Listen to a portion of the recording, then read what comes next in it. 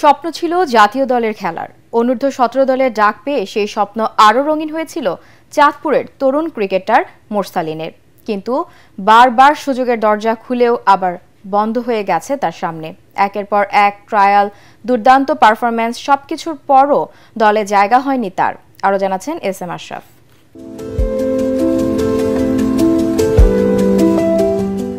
শামীম পাটোয়ারি, মাহমুদুল হাসান জয়দের সাথে একই সাথে বেড়ে উঠেছেন। মোরসালিনও তাই একটা সময় স্বপ্ন দেখতেন দেশের জার্সি গায়ে জড়াবার। কিন্তু সেই স্বপ্ন যতটা বড়, বাস্তব ততটাই নির্মম। একের পর এক ট্রায়ালের ডাক পান মোরসালিন। একবার নয়, দুবার নয়, 20টা দলে ট্রায়াল দিলেন। সবাই ডাকে, কিন্তু দলে নেয় না।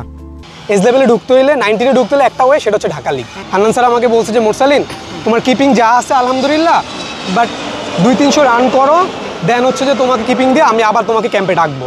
তো দ্যাটস আমি আমাদের চাঁদপুর যারা বড় ভাই ছিল, কোচেস ছিল, সবাইকে আমি রিকোয়েস্ট করছি যে আমাকে একটা ঢাকা লিগে একটা খেলার সুযোগ করে দেন, তাহলে হচ্ছে আমি ওইখান থেকে পারফর্ম করে আমি আবার আমার প্ল্যাটফর্মে চলে আসবো। তো আমি কি করলাম, তো আমাকে কি করছে, ট্রায়ালে পাঠাইছে। যেমন ধরেন ঢাকা লিগের টিমগুলো যে আগে হয়ে যেত আমি সেটা জানতাম না। আমাকে কি করতো, খেলা 2 দিন পরে আজকে টিমের ট্রায়ালে পাঠাইছে, কিন্তু আমাকে নিত না, কারণ টিম আগে থেকে হয়ে গেছে। তো এইভাবে অলমোস্ট আমি 20টা টিমে গিয়েছি।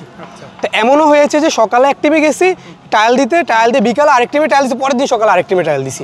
রাজশাহীতে বাংলা ট্রাকর হয়ে 142 রানের দুর্দান্ত এক ইনিংস খেলার পর তাকে স্বপ্ন দেখান তখনকার বোর্ড পরিচালক খালেদ মাহমুদ সুজনও, কিন্তু আবারও হোঁচট। সুজন স্যার একটা টিম দেয় সেকেন্ড ডিভিশনে, বাংলাদেশ বয়েজে। তো বাংলাদেশ বয়েজে টিম দেয়। তো এমনও হয়েছে যে মানে কালকে খেলা, আজকে আমাকে রেজিস্ট্রেশন করছে সাইফুল স্যার। রেজিস্ট্রেশন করার পরে বলছে যে আগামীকালকে তুমি খেলবা, আগামীকালকে তুমি ম্যাচটা খেলবা। তো আমাকে ড্রেস দিয়ে দেয়, জার্সি দিয়ে দেয়। তো আমি তো রাত্রেবেলা খুব প্ল্যানিং করে ঘুমাইছি যে আমি পরের দিন সকালবেলা ম্যাচ খেলবো বিকেএসপি 3 নম্বর মাঠে। তো তখন হয়েছে কি, তখন আমি পরের দিন গেলাম বিকেএসপি 3 নম্বর মাঠে। তো যাওয়ার পরে বেস্ট 11 ঘোষণা করছে, আমার নাম নেই। তখন আমি ওয়াশরুমে যে কান্না করছি, লিটারেলি আমি হচ্ছে ওয়াশরুমে দেওয়ালে ঘুষি মারছি, ঘুষি মেরে হাত পাটায় ফেলছি, কারণ আমার মানে এত কষ্ট লাগছে। তবে গল্পটা এখানেই শেষ হয়নি। একজন ক্রিকেটার হওয়ার যাত্রাটা কতটা কঠিন, মোরসালিনের কণ্ঠে তা বারবার ফুটে ওঠে। মাস্টার সাকিব ক্রিকেট একাডেমি থেকে ফার্স্ট ডিভিশন টিম পাইছিলাম আমি, সেটা আমাকে মোস্তাকিম স্যার দিয়েছিল। সেই টিমটা দিয়েছিল আপনার ঢাকা ক্রিকেট একাডেমি, ফার্স্ট ডিভিশনে তখন ছিল।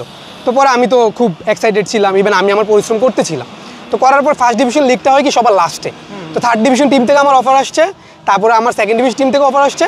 আমি খেলি নাই, বিকজ আমি ফার্স্ট ডিভিশন খেলবো, কারণ আমি তাদের সাথে কথা বলে ফেলছি।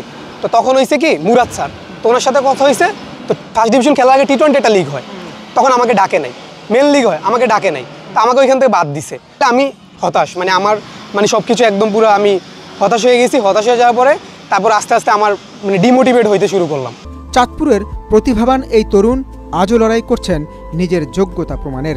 তার গল্প আমাদের মনে করিয়ে দেয় কিভাবে এদেশে প্রতিভা জন্ম নিলেও সিস্টেম আর অবহেলায় ধ্বংস হয়ে যায়। তো রূপালী ব্যাংকে আমাকে টানা 15 ম্যাচ ড্রপ করে রাখছে, টানা 15 ম্যাচ ড্রপ। 1 ম্যাচ সুযোগ দিছে লাস্টে, তাও যে উইকেট কিপার ছিল সেই উইকেট কিপার জ্বর হওয়ার কারণে।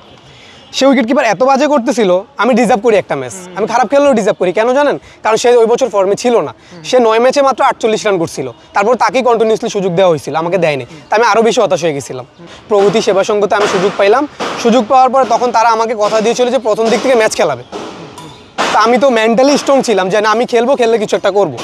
তারপর ওইখানে যাওয়ার পর টানা আমাকে 8 ম্যাচ ড্রপ, মানে ফার্স্ট ইয়াগুলো। পরে বলছে সুপার লিগে উঠলে আমাকে খেলাবে। ফার্স্ট রাউন্ডের খেলাতে আমি ড্রপ। তো ড্রপ হওয়ার পর আমি লিটারেলি বলছি আমি খেলা ছেড়ে দিব, আমি আর ক্রিকেট খেলবো না, এখন আমার কাজ করে খেতে হবে, আমি আর ক্রিকেট খেলবো না। তো তখন আমি কি করলাম, প্রগতি সেবা সংঘতে পরে আমাকে করিম স্যার বললো যে তুমি থাকো, ধৈর্য ধরো, আমি তোমাকে খেলাবো। সোহেল স্যার ছিল, বললো যে আমাকে খেলাবে। তো আমাকে ফার্স্ট ম্যাচ খেলাইছে বিকেএসপি, মানে সুপার লিগে ওঠার পরে বিকেএসপি 4 নম্বর মাঠে। প্রথম ম্যাচে আমি 5টা ডিসমিসাল করছি, উইকেট কিপিংয়ে, ব্যাটিংয়ের সুযোগ হয় নাই।